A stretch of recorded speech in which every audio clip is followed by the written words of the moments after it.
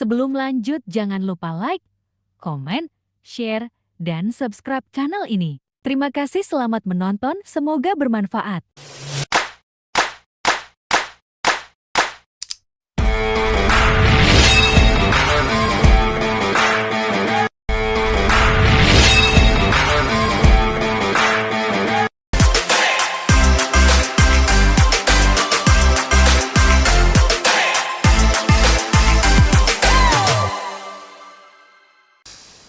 Assalamualaikum warahmatullahi wabarakatuh. Selamat malam dan senang kembali bertemu dengan pendengar setia.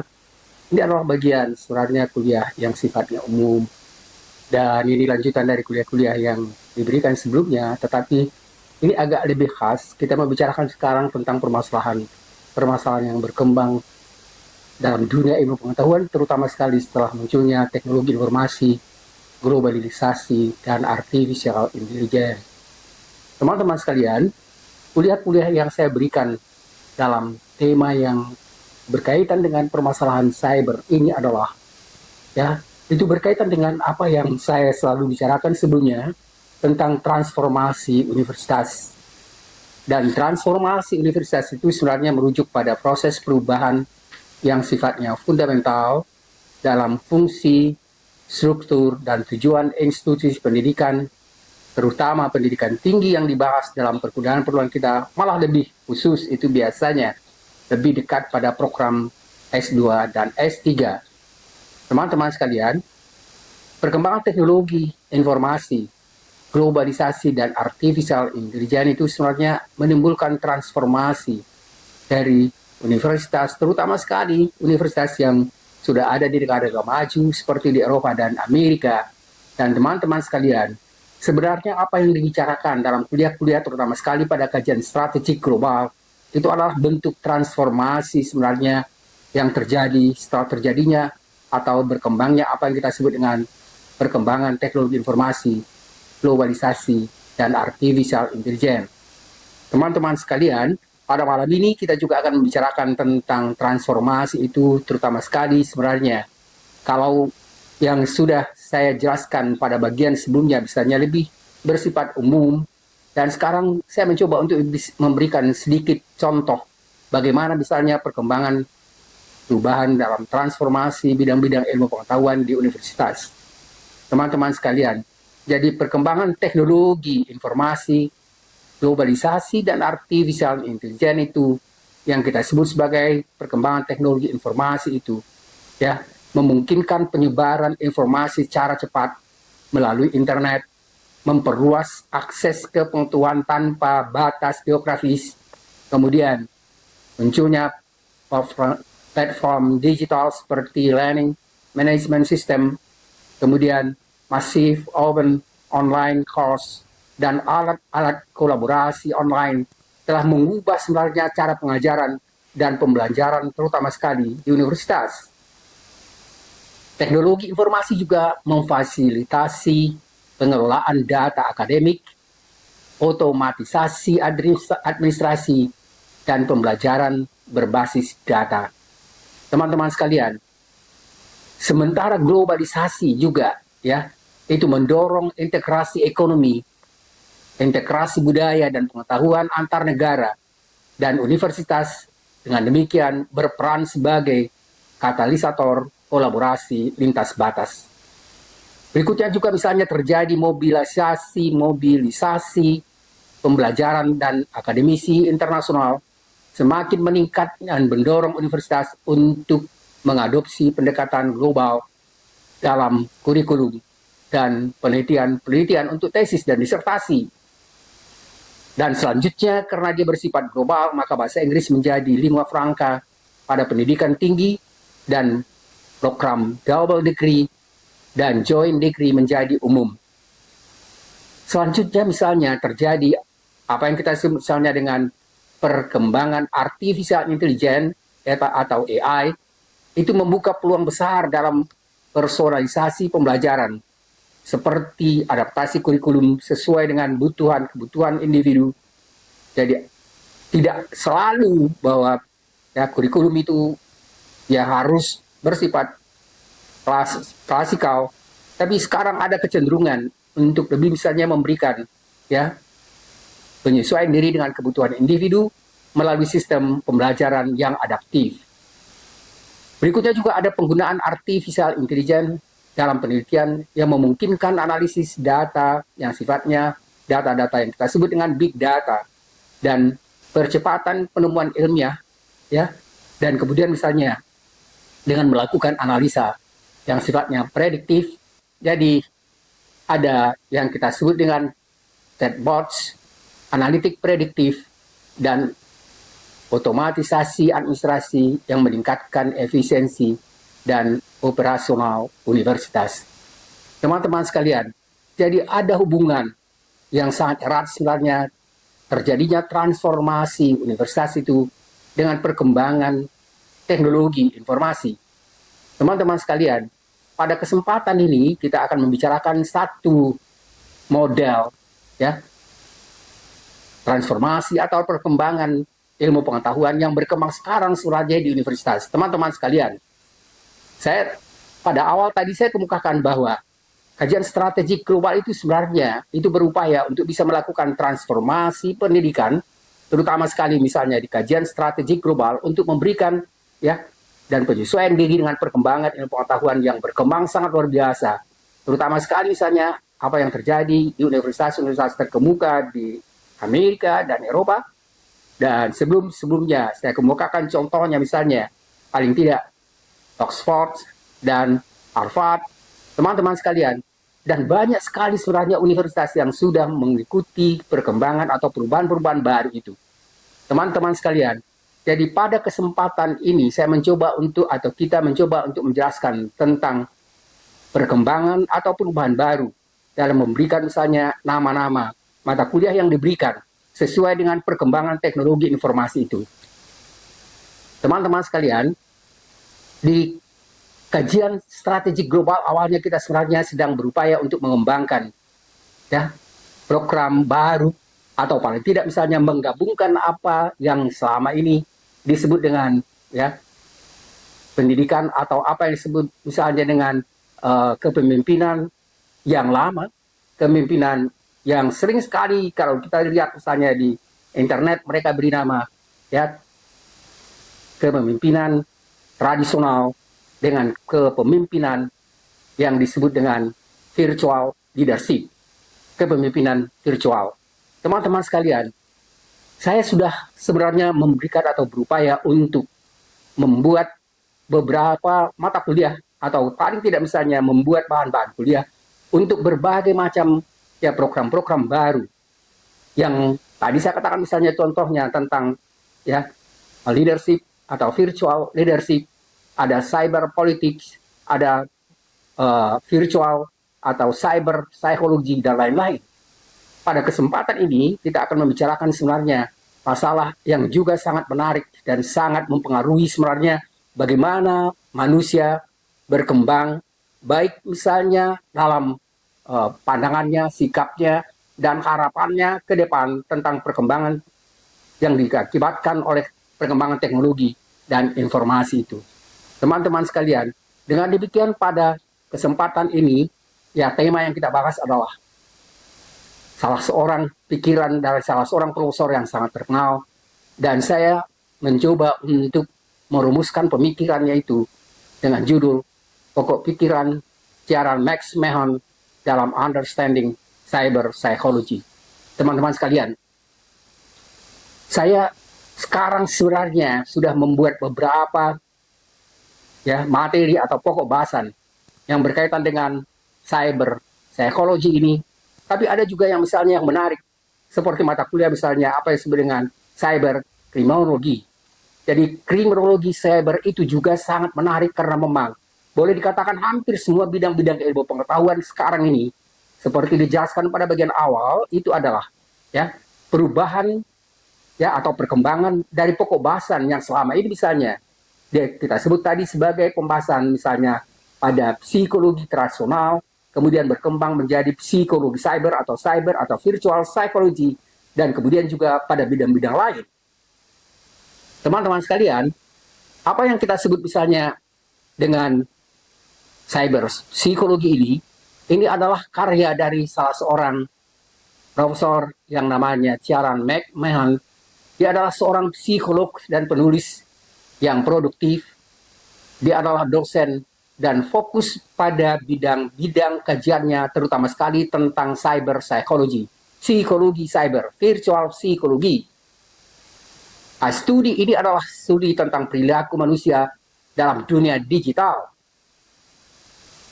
Ia mengatakan bahwa ya apa yang kita sebut tadi dengan psikologi virtual itu adalah menunjukkan bagaimana misalnya perkembangan ya sikap orang, pandangan orang, kemudian berbagai macam misalnya hal yang di dalam kehidupannya sangat berubah atau berkembang dengan adanya pengaruh dari cyber teknologi itu.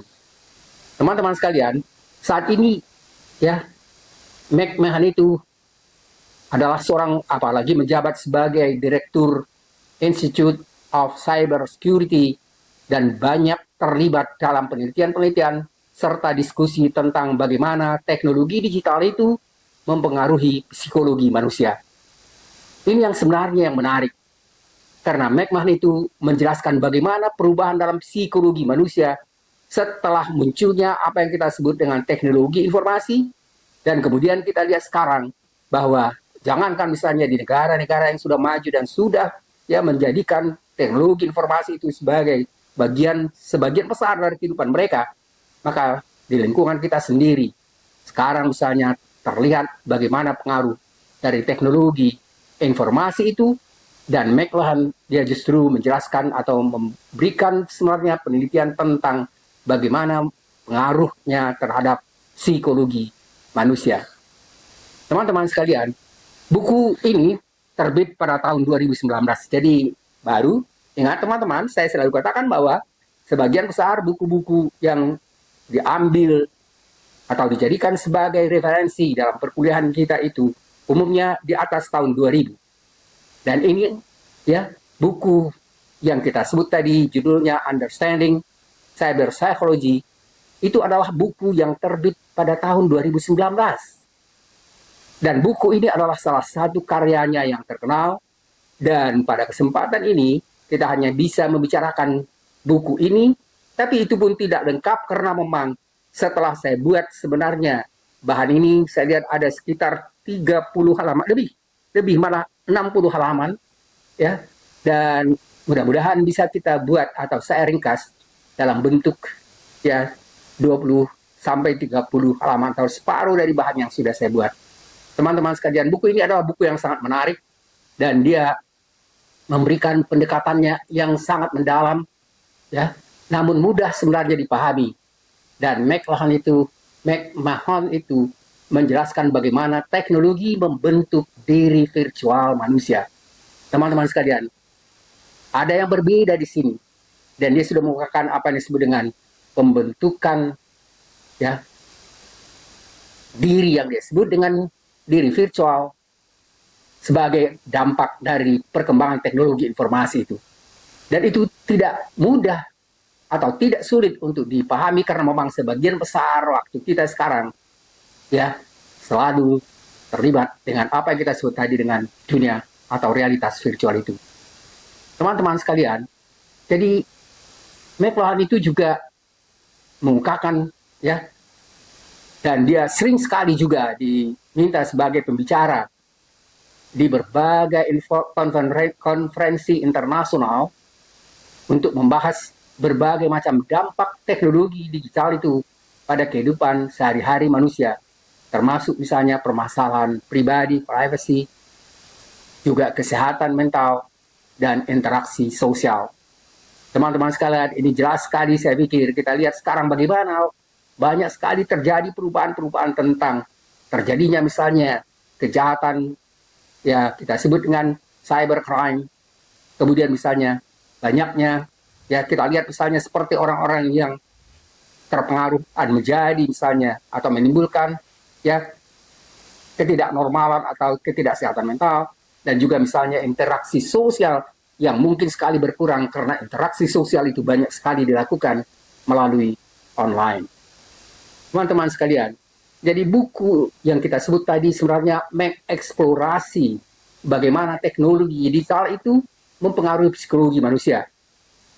Dan fokus yang dibicarakan oleh penulis itu adalah mempengaruhi bagaimana teknologi informasi itu mempengaruhi psikologi manusia, dan fokusnya pada cara manusia membangun dan mempertahankan identitasnya di dunia maya, dan juga bisa kita jelaskan dengan lebih luas bagaimana perubahan itu atau pengaruh itu pada bagian pokok pikiran berikut ini. Yang pertama, dia mengatakan bahwa perubahan dalam identitas diri. McMahon itu menjelaskan bahwa dunia maya telah berperluas definisi identitas diri. Individu tidak hanya menampilkan diri mereka secara fisik, tetapi juga membangun kepribadian digital melalui media sosial dan platform online dan digital lainnya. Dia mengungkapkan bahwa konsep virtual self itu sebenarnya mencerminkan versi diri yang dipengaruhi oleh norma dan ekspektasi sosial online. Teman-teman sekalian, jadi ada istilah baru yang perlu kita pahami tentang apa yang disebut misalnya dengan virtual self. Jadi self yang dipengaruhi oleh teknologi informasi itu yang berbeda misalnya dengan self yang dibentuk oleh era modern. Teman-teman sekalian, yang kedua dikemukakan oleh penulis bahwa dampak teknologi pada psikologi, dia menyoroti misalnya bagaimana teknologi digital itu seperti media sosial dan aplikasinya mengubah pola pikir dan perilaku manusia, dan ia mengkaji bagaimana platform ini mempengaruhi emosi, hubungan sosial, dan cara manusia berintegrasi. Teman-teman sekalian, jadi sudah semakin jelas misalnya apa yang dia sebut tadi dengan ciri ya virtual self itu. Jadi ciri virtual self yang sudah mulai kita lihat berbeda sekali dengan apa ya bentuk misalnya apa kepribadian sebelumnya. Berikutnya dia mengatakan bahwa penggunaan yang berlebihan dari teknologi informasi itu sebenarnya dapat menyebabkan kecemasan. Bukan hanya kecemasan saja, tapi juga misalnya perasaan kesepian dan juga ketergantungan teknologi. Teman-teman sekalian, kita sebenarnya sering juga mungkin di dalam atau kalau apalagi misalnya kalau kita sendirian misalnya di rumah, ya kita tidak mungkin sepenuhnya misalnya memenuhi harapan kita misalnya pergaulan itu juga dengan teknologi informasi itu. Dan kadang-kadang kita misalnya bisa menimbulkan rasa kecemasan melihat misalnya bagaimana kondisi yang ada dan bagaimana misalnya kondisi sosial, politik, budaya yang muncul melalui media sosial itu, dan kemudian juga bagaimana misalnya kita merasakan perasaan kesepian dan ketergantungan teknologi. Yang ketiga dia mengatakan bahwa psikologi ya yang digunakan melalui teknologi informasi itu dia sebut sebagai interpretasi teknologi atau psikologi interaksi online. Psikologi interaksi online itu menurut McMahon itu mengakibatkan ya interaksi tanpa batasan ruang dan waktu. Teman-teman sekalian, ini sangat jelas sekali, tetapi interaksi seperti ini sering sekali sebenarnya bersifat superficial. Aspek seperti anonimitas dan komunikasi yang berbasis teks dapat menciptakan tantangan baru. Seperti apa yang kita sebut misalnya tentang kejahatan atau kebohongan, ya, apa yang disebut dengan kebohongan online atau cyberbullying, dan kehilangan empati dalam komunikasi kita melalui apa yang kita gunakan misalnya hanya melalui teknologi informasi itu. Yang keempat yang mengatakan kebutuhan akan literasi digital. McMahon itu mengatakan bahwa ya pentingnya literasi digital, yaitu kemampuan untuk memahami dan menggunakan teknologi dengan cara yang sehat dan bertanggung jawab.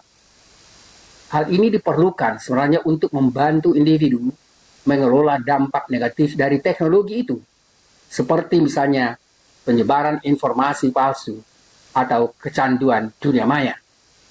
Teman-teman sekalian, yang berikutnya ini kita sering misalnya melihat pada anak-anak yang sampai hampir tidak atau lupa makan karena memang kecanduan apa yang kita suka dengan dunia maya itu.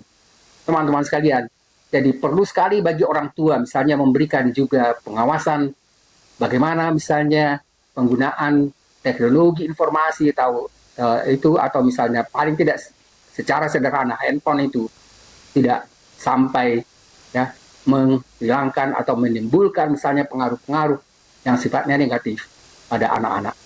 Yang kelima adalah munculnya keseimbangan antara dunia nyata dan dunia virtual. McMahon itu mengajak pembaca untuk menemukan keseimbangan antara kehidupan nyata dan kehidupan virtual. Ia menyoroti pentingnya mengajak atau menjaga juga hubungan interpersonal yang nyata, sekaligus juga menggunakan teknologi secara produktif dan tidak merusak kesejahteraan psikologi. Teman-teman sekalian, buku ini sangat relevan sebenarnya dalam era digital saat ini, di mana identitas dan interaksi manusia sering sekali bergeser dari dunia maya. Dan McMahon itu mengatakan bahwa ya tidak harus memberikan atau memperhatikan wawasan yang mendalam tentang bagaimana kita dapat menavigasi dunia ini dengan sebaik mungkin. Teman-teman sekalian, jadi jelas perubahan identitas dan definisi identitas dan membangun kepribadian digital itu melalui media sosial, dan ia menjelaskan apa yang dimaksud dengan yang kita sebut tadi dengan virtual self. Jadi perubahan identitas dan definisi identitas dalam digital itu bisa kita lebih jelaskan misalnya dengan pemahaman yang lebih luas tentang apa yang dia bicarakan pada buku yang kita sebutkan di atas.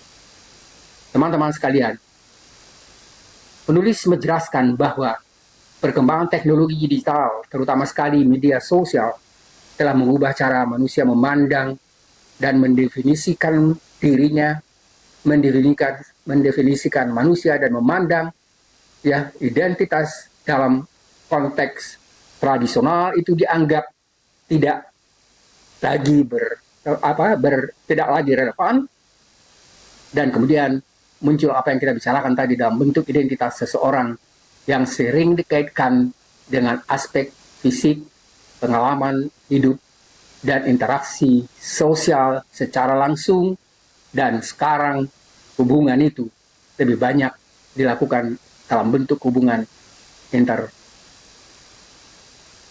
yang artinya lebih banyak kita lakukan dalam hubungan yang tidak langsung tetapi hubungan melalui teknologi.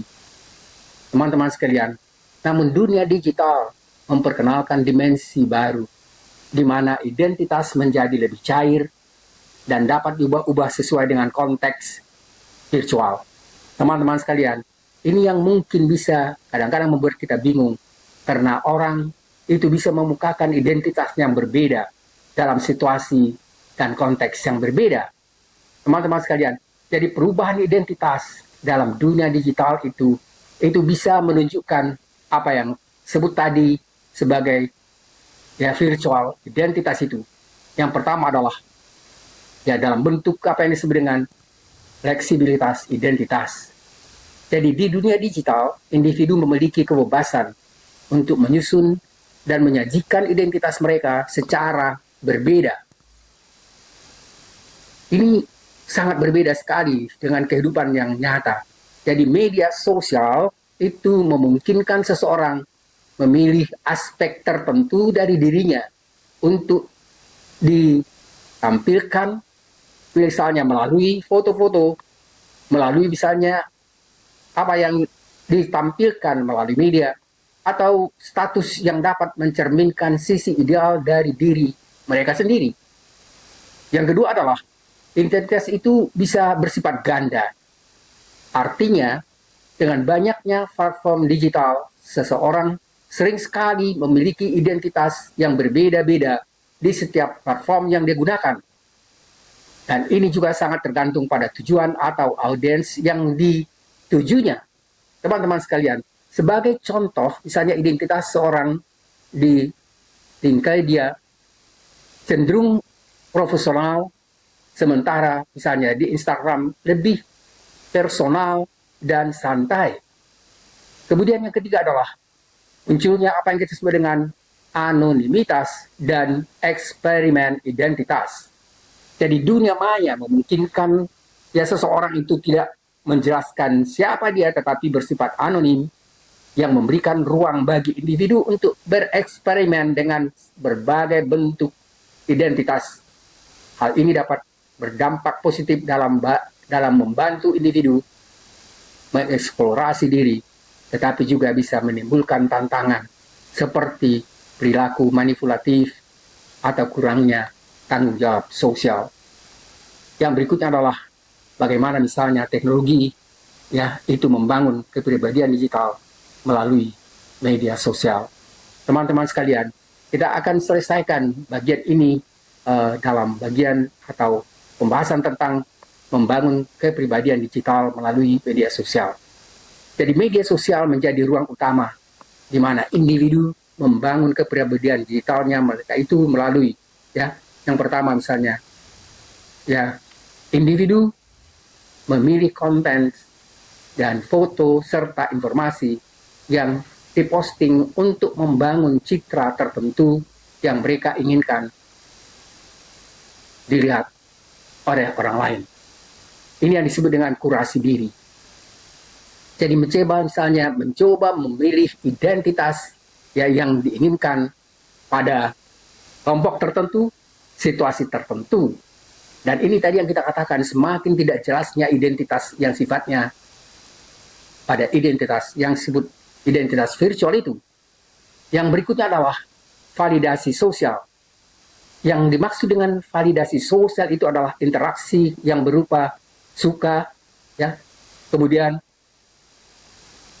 ingin ada komentar yang baik, atau misalnya juga bagaimana membagikan, verifikasi validitas atas kepribadian digital tersebut yang sering sekali mempengaruhi rasa percaya diri atau harga diri seseorang. Teman-teman sekalian, jadi ada pencitraan diri dan orang cenderung sebenarnya menunjukkan sisi positif saja atau ya sisi ideal dari diri mereka dan berharap mendapatkan pengakuan sosial atau membangun reputasi tertentu.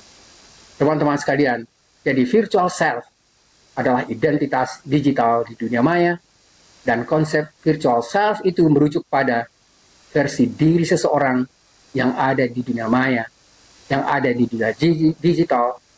Ini adalah identitas yang dibangun melalui interaksi, aktivitas, dan representasi diri di platform digital. Virtual self sering sekali berbeda dari diri yang nyata karena representasi yang kita katakan tadi yang dipilih secara virtual kemudian dipengaruhi oleh ya norma digital dan yang berikutnya dinamis dan adaptif. Karena dinamis dan adaptif itu sebenarnya menunjukkan tidak adanya self yang katakanlah misalnya yang tetap, tidak ada self yang bisa dilihat sebagai self yang bisa dipahami, tetapi adalah self yang bisa berubah sesuai dengan situasi dan konteks. Teman-teman sekalian, jadi itu yang kita bicarakan sebenarnya intinya pada psikologi virtual pada kesempatan ini. Dan ini hanya baru kita jelaskan sebenarnya 1/4 dari materi yang sudah saya siapkan, teman-teman sekalian. Jadi kita harus memahami sebenarnya bagaimana yang kita sebut tadi dengan ya psikologi virtual atau cyber psychology dan cyber psikologi ini sekarang sebenarnya salah satu pokok bahasan yang menarik dalam kajian-kajian pada program S2 dan S3 di universitas terkemuka di dunia. Malah sekarang misalnya juga sudah dimulai dimasukkan pada kuliah-kuliah pada program psikologi S1. Teman-teman sekalian, sebenarnya kita tidak mungkin menjelaskan tentang permasalahan psikologi cyber itu, atau misalnya cyber politik, virtual, komunikasi, dan seterusnya itu secara lengkap. Karena materi ini adalah materi yang sangat luas, dan kemudian saya hanya mengukuhkan sebenarnya permasalahan-permasalahan apa yang disebut tadi dengan ya transformasi universitas itu, karena kita harus bisa maju, harus bisa mengikuti perkembangan dan tidak ketinggalan.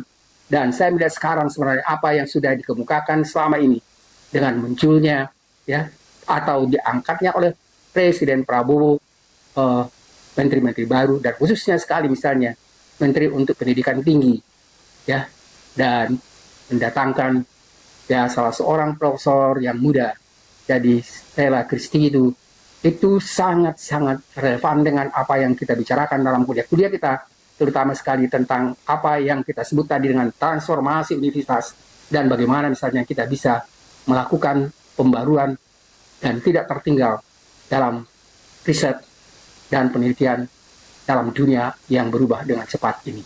Mudah-mudahan ada manfaatnya. Terima kasih. Assalamualaikum warahmatullahi wabarakatuh. Dan bagian-bagian berikutnya nanti akan kita jelaskan misalnya tentang apa yang disebut dengan virtual criminology, apa yang kita misalnya sebut sebenarnya cyber politik, dan lain-lain. Teman-teman sekalian, ini adalah tema-tema baru yang perlu kita pahami sesuai dengan perkembangan teknologi informasi yang berkembang luas sekarang ini. Terima kasih, semoga ada manfaatnya. Assalamualaikum warahmatullahi wabarakatuh.